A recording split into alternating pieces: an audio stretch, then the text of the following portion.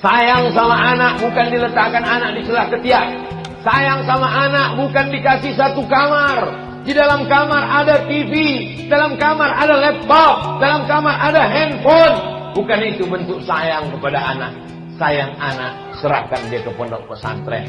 Bukan menyiksa anak, bukan menderita meletakkan anak di pesantren, tapi belajar bagaimana dia belajar hidup. Saya baru sadar itu sekarang, Bapak Ibu. Dulu pun waktu tinggal di pesantren, sore-sore temenung juga di bawah pokok melinju.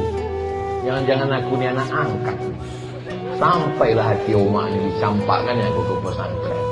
Tempat tidur baru boleh dijamah kasurnya jam 10 malam.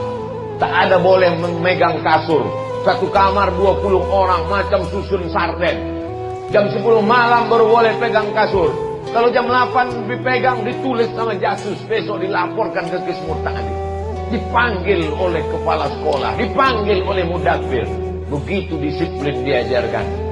Di rumah enak betul makan. Tinggal menyendok nasi duduk di meja makan. Begitu di pesantren tegak berdiri. Santrinya 1.800 orang. Tegak berdiri. Saya sampai sekarang, dulu kalau makan ikan itu tak bisa kalau ikan itu dingin, mesti panas dia. Kalau ikan itu dingin minta panas kan. Begitu di pesantren dipegang ikan itu dingin macam hidup putih. Rupanya gorengnya kemarin pagi. Karena santri ramai.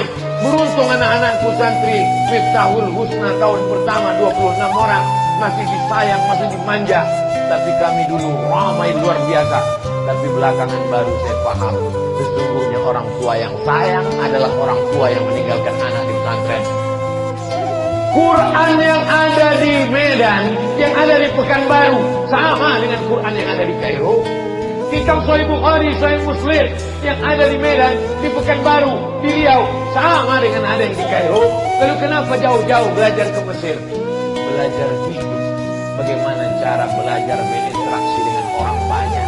Bagaimana cara merantau, menyesuaikan diri, mengatur ekonomi, belanja, belajar hidup.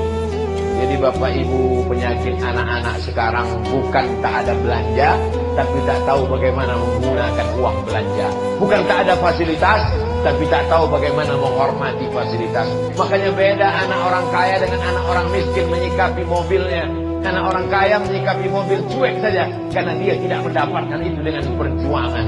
Tapi orang yang biasa-biasa saja, karena dia belajar hidup. Belajar buku mudah, tinggal baca saja. Belajar komputer mudah. Belajar handphone paling mudah. Tapi belajar hidup inilah yang sulit. Maka ketika Bapak Ibu meletakkan anak di pesantren, sedang mengajarkan mereka bagaimana menjalani hidup. Kalau dikirim nanti mereka ada di antara mereka yang ke Mesir, ada di antara mereka yang ke India, ada di antara mereka yang ke Yaman, ke Darul Mustafa tempat Habib Umar bin Abis, ada di antara mereka yang pergi ke Maroko. Maka sesungguhnya mereka belajar Quran, belajar hadis, belajar fikih, belajar usul fikih, belajar tafsir. Tapi di samping itu sebenarnya bagaimana mereka belajar hidup. Karena kita tak bisa hidup tetap bersama dengan mereka. Sesayang